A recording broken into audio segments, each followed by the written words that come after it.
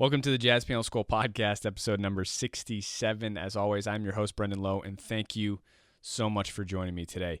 In this episode, I'm going to be talking about double time and the double time feel, and this was requested after the last podcast I did. I asked for some requests.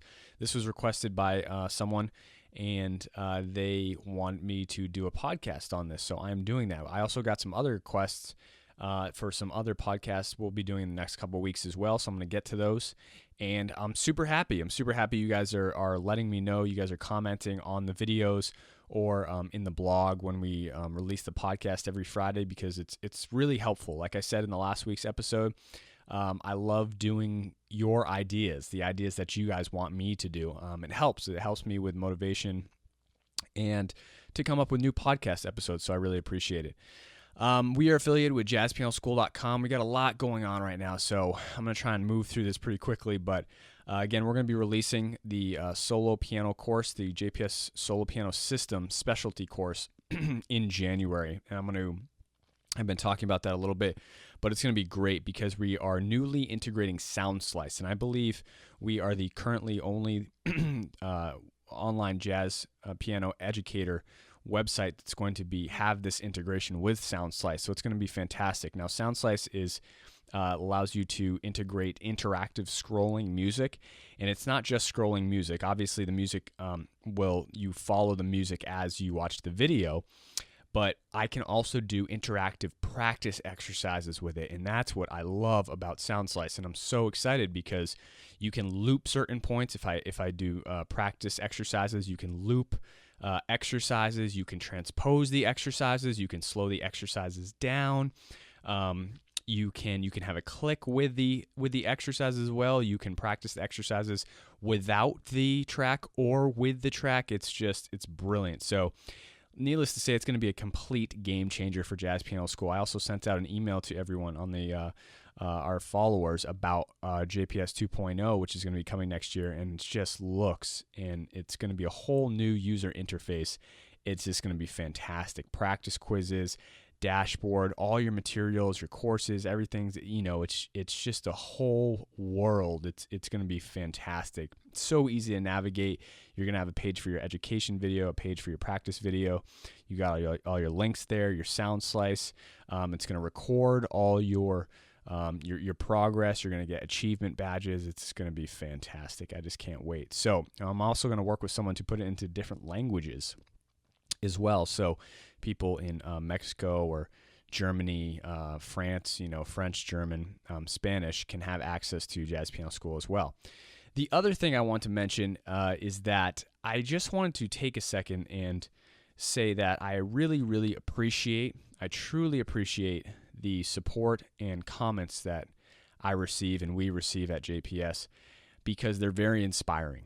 And a lot of you out there probably don't know what it's like to be on this end of running a business, an education business nonetheless, and also a music business in general is very opinionated, right? People have lots of opinions on jazz. And like I was talking about in the last episode, how my opinion on certain things are more loose. I'm more flexible with things. I just want everyone to learn and enjoy and have fun. That's truly my goal.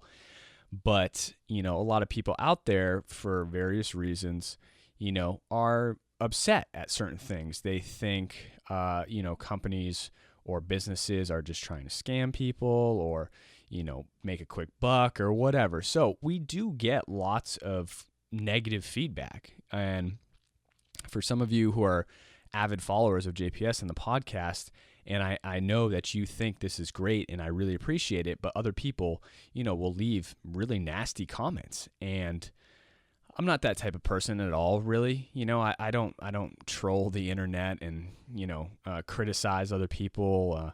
I'm more of a, whatever feeds your soul, whatever's making you happy, then you go for it. I mean, that's all you can do. Who am I to say, what you want to do in your life or to make you happy, right? So again, I just want to make a point out to all the people out there who have commented on the YouTube videos or on the blog or on the podcast, or any of the members out there listening have sent me emails that they enjoy the course, they enjoy being a member of Jazz Piano School. I really, really really, truly do appreciate it, because I'm human. I'm a human being. I'm not just, I try to interact with you guys as much as possible so that you get that human element, because obviously I don't see you. I just speak into this microphone, and then we kind of interact through comments and things like that. Sometimes I have relationships with our members much better because I'm interacting with them through our private Facebook group and emails and stuff like that, helping them with the course. But again, I don't really see any of you face to face. And so, when people do leave negative comments, whether it be on our Facebook or, on the links and stuff like that, I'm a little bit aged now, since we started jazz piano school. So I've seen lots of comments, but at the same time, it affects me. When I see that comment, I'm not like, oh, yay, I'm still like, one of those guys again, or one of those people. So it doesn't leave a great taste in my mouth, and that's why I truly do appreciate all the great motivation and support that everyone out there gives me. So I just wanted to let you guys know that. But anyway, to the episode. In today's episode, I'm going to be going over the double time feel and double time. Sorry, I just want to check. In the last video, I had the my new mic cord in the video, and it is not in the video shot right now, so that's good. So what is the double time feel? Well, the double time feel is going to be, double time and double time feel are two different things. So I'm going to go over double time feel first, okay? So the double time, well, I guess I should explain both. Double time, okay, just double time is where everything is doubled, right? So if you have a tune that is counted off one, let's say at 120, right? 1, 2, 1, 2, 3, 4. 1, 2, 3, 4. 1, 2, 3, 4. Let's say that's your quarter note, right?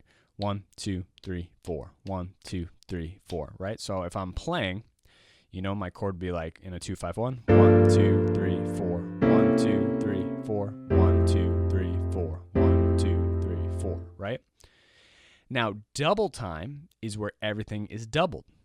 So if I were to play that again in double time, instead of my quarter note being 120, it's going to be 240. So it's just doubled. So we have 1, 2, 3, 4. Now the way we can come to what the actual double time is we take the eighth note and we make that the new quarter note. All right. So for every quarter note, we obviously have 2 eighth notes. All right. And when we take those eighth notes and we make them the new quarter note beat, that is going to be double time. So if I have, let's say my quarter note is 120, 2, 3. This is about 120 here. 1, 2, 3, right? And then I have my eighth notes. So my right hand in double time, this is going to be your quarter note. Instead of 1 and 2 and 3 and 4, this is 1, 2, 3, 4, 1, 2, 3, 4, 1, 2, 3, 4. Right? So here's my original tempo. 1, 2, 3, 4. Here are my eighth notes. Now this, instead of this being an eighth note, it becomes, my right hand being an eighth note, it becomes the quarter note. So 1 and 2 and 3 and 4 and 1, 2, 3, 4, 1, 2, 3, 4, 1, 2, 3, 4, 1, 2, 3, 4, right? So in phrases or measures, right? So if I play a 2-5-1 at the slower speed, 1, 2, 3, 4, 1, 2, 3, 4, 2, 3, 4, 1, 2, 3, 4. That is going to be the slower speed. Now in double time, right, everything's doubled. So everything's going to move twice as fast. So we're going to have 1, 2, 3, 4, 2, 2, 3, 4, 3, 2, 3, 4, 4, 2, 3, 4, right? So the chords are going to move very fast. Here we go. 1, 2, 3, 4, 2, 2, 3, 4. 1, 2, 3, 4, 2, 2, 3, 4, 3, 2, 3, 4, 4, 2, 3, 4, right? So everything is doubled, and that's what double time is. Now, some tunes or pieces will go into full double time. And I'm going to get into some techniques or methods or strategies you can use for improvisation, comping, and whatnot, stuff like that in a little bit.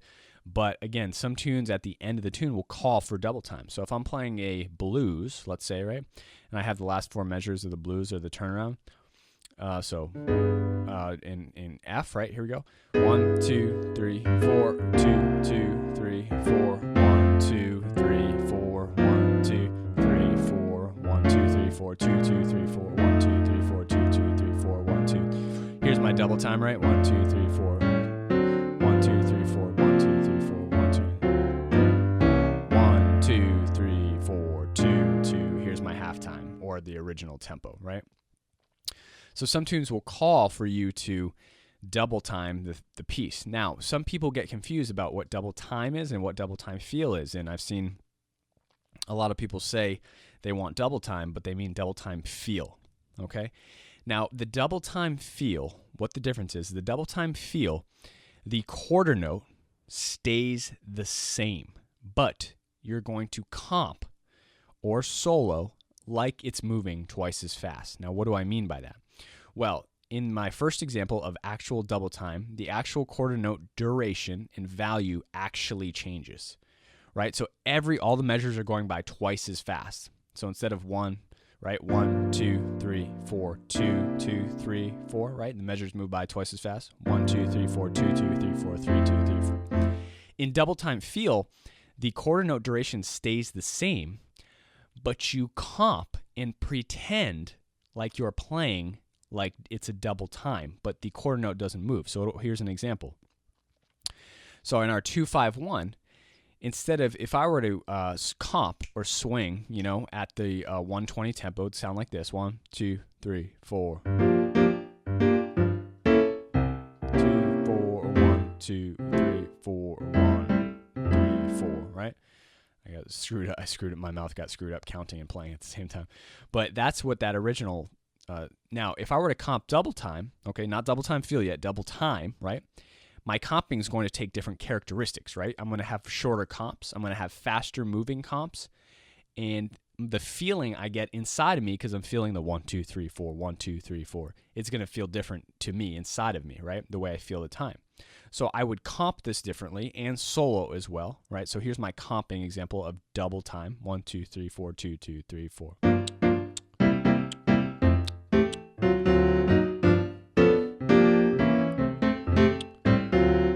Right? Very sparse, very quick movements because I'm feeling that new quarter note tempo: 1, 2, 3, 4, 2, 2, 3, 4, right? And it's the same thing with my soloing. So if I was improvising at the original tempo at 120, it'd sound like this: 1, 2, 3, 4.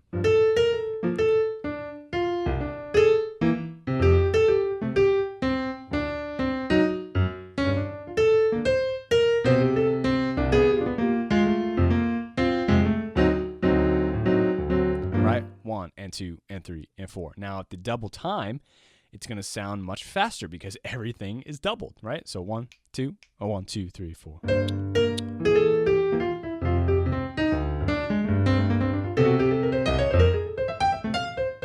Right? So a lot faster. But double time feel is where, the duration of the quarter note does not change, so the measures don't move by at twice the speed.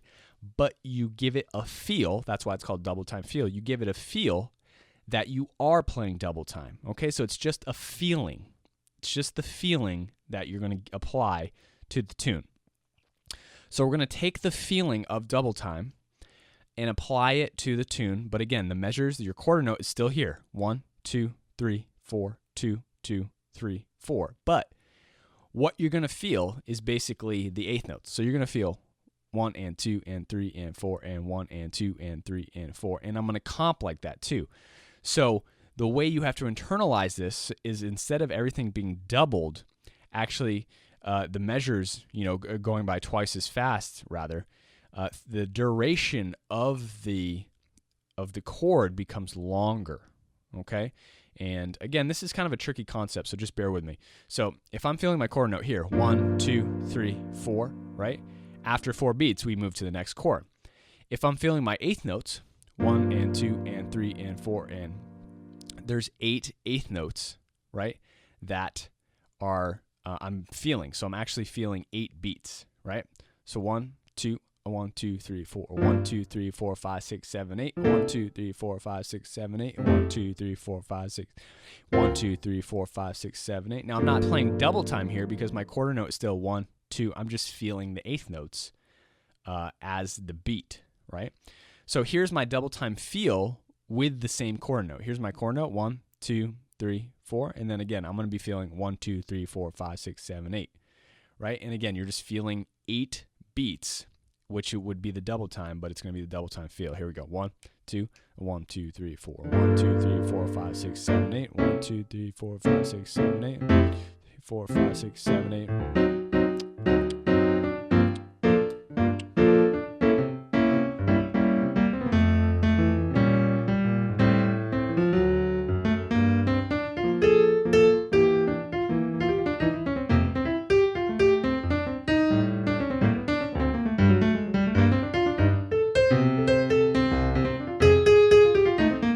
Right? So as you can tell, my measures stay the same. 1, 2, 3, 4, 2, 2, 3, 4, 3, 2, 2, 4, 2, 2, 3, 4, 1, 2, 3, 4, right? So my quarter note doesn't change, but the feeling I give to the tune is that I emphasize all the eighth notes as basically treating it as the quarter note, but in the feeling, okay?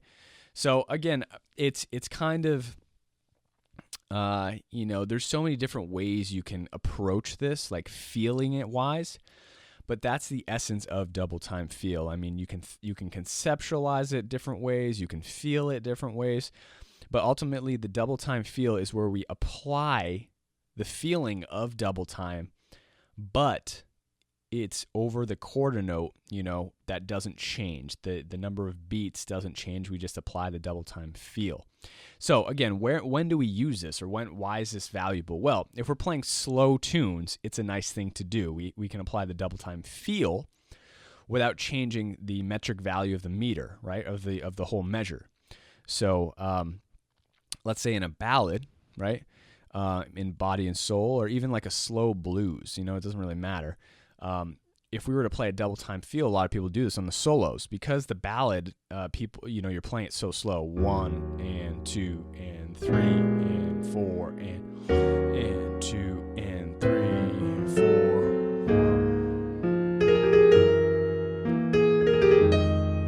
Right now, if I'm soloing over this, a lot of people find it difficult to, especially for beginners and intermediates, to solo over such a slow tune, and I don't blame you.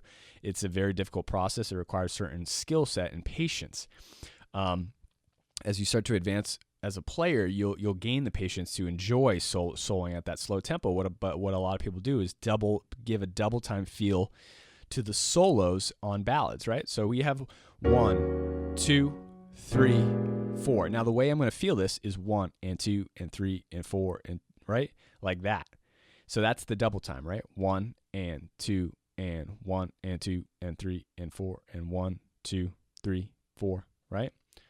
So here's my quarter note: 1, 2, 3, 4. And again, I'm going to take my eighth note and treat that as the new quarter note feeling. I'm not actually treating that as the new quarter note because we're not doing double time. We're just treating it as the feeling. So 1 and 2 and 3, right? 1 and 2. So here's my quarter note: 1 and 2, 3, 4. 1, 2, 3, 4. 1, 2, and 3, and 4, and 1, and 2. So you just take the eighth notes and you gain that feeling. I know I'm repeating myself a lot here probably, but again, it's a hard concept to get, so I just want to make sure I cover everything. So here's your regular time.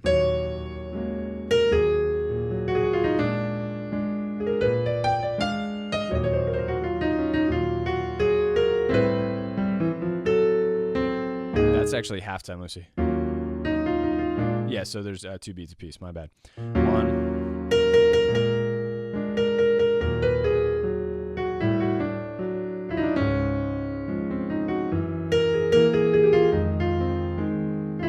Right, so you have 1, 2. That's our original tempo. Now, if we double time this, it's going to sound like this: 1 and 2 and 3 and 4 and.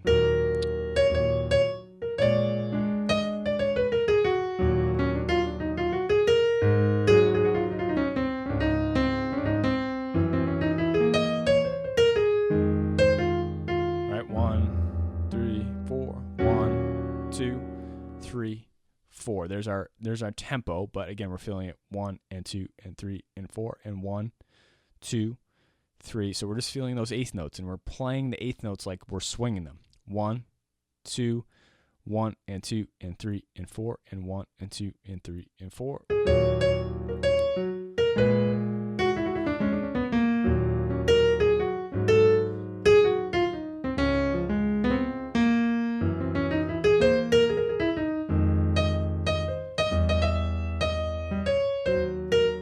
Right? So that's it. So that's what we can do with ballads. Now, once you get patient, or not once you get patient, but once you get more accustomed to playing ballads and soloing at the slower tempos, a lot of people just default to double time feel for ballads. I don't necessarily like that when drummers and bass players just go to that automatically, because I enjoy soloing with all that space. And so if I suggest a double time line, let's say I'm just soloing in regular time, right? 1.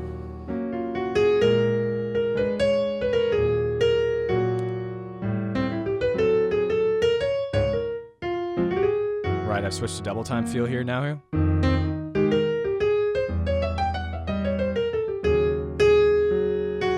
then maybe I'll go back to the regular tempo, the walking ballad.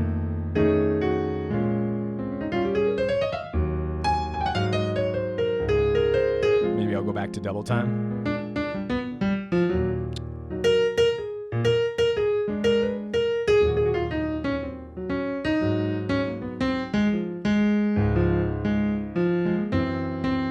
Back to original tempo or feeling.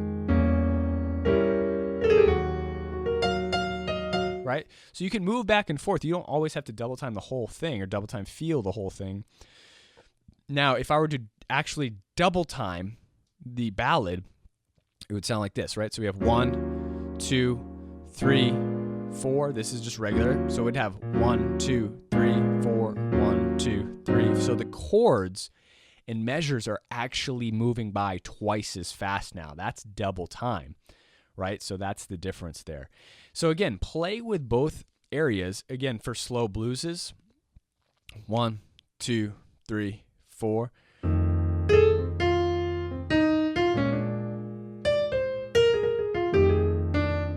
Right? People will double time that, or you can add a double time feeling to that if you want to kind of add some spice or some variety. So 1, 2, 3, 4. Remember to find the double time feel. Find your eighth note. So here's my quarter note. Here's my eighth note. 1 and 2 and 3 and 4 and 1 and 2 and 3 and 4. And we just treat that eighth note like it's the quarter note, right? So we're swinging over those eighth notes.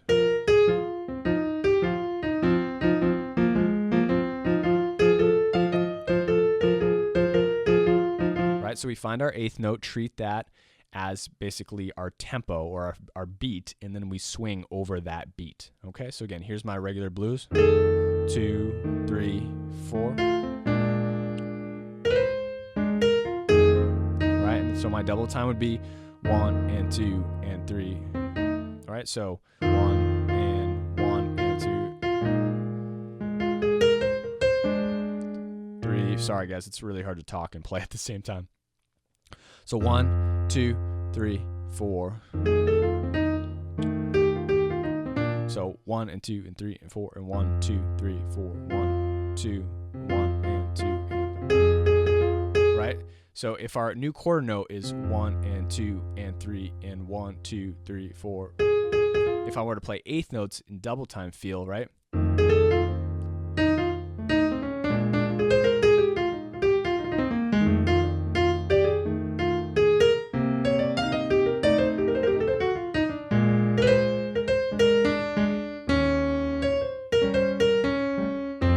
So again, we take our eighth note, 1 and 2 and 3. That's our new quarter note feel, and then we can play eighth notes with that new quarter note.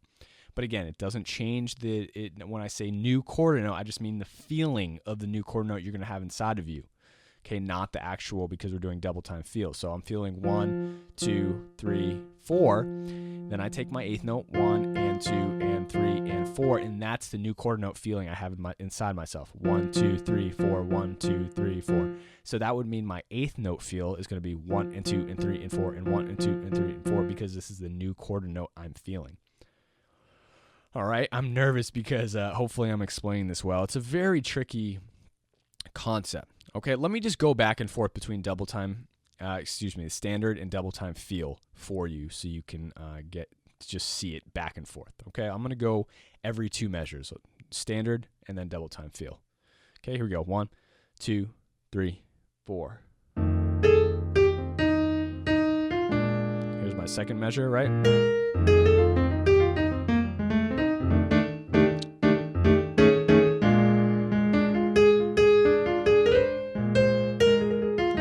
feel.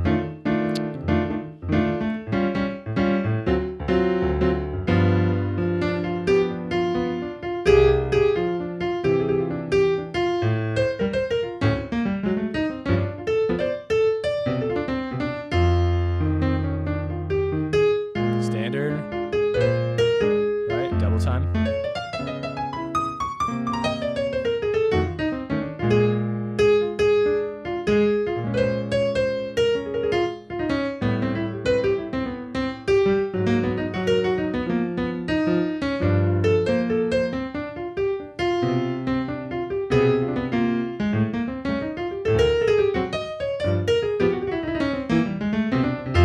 Okay, so again, back and forth between the double time feel and the regular.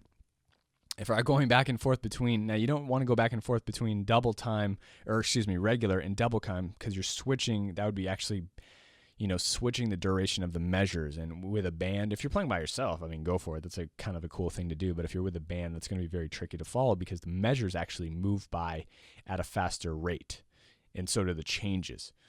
So again, it's tricky to, if you want to use double time feel in your playing, go for it. Or if a singer's suggesting it, or whoever, but just make sure that that's really what they want, right?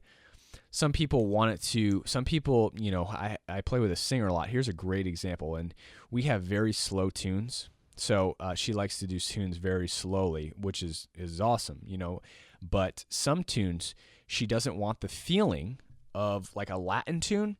Like, how do you play you can play super slow Latin tunes, but if you want a tune like 1, 2, right? So the that's the brushes, right? Now she wants a double time feel, but with that slow quarter note. So right? So I'm going to clap the quarter note while I sing my brushes here. All right? So here's our quarter note. Right? Hopefully you can hear that. And here's the brushes, the double time feel brushes over the quarter note. Wait, sorry, I was clapping too fast. 1 and 2. Okay? So here's that slow quarter note. 2, 3, 4.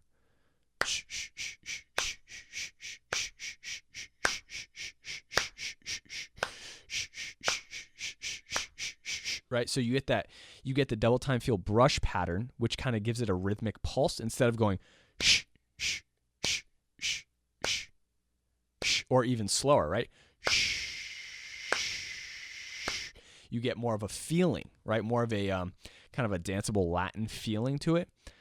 And again, if I were to comp for something like this, instead of comping over the 1, 2, right? My comping would be like 1, 2, 3, 4, 3, 4, right? So if I were to comp with that, whoops, there we go. Sorry, my pedal was screwing up there. If I were to double time feel comp over that, it's going to sound like this: 1, 2, 3, 4.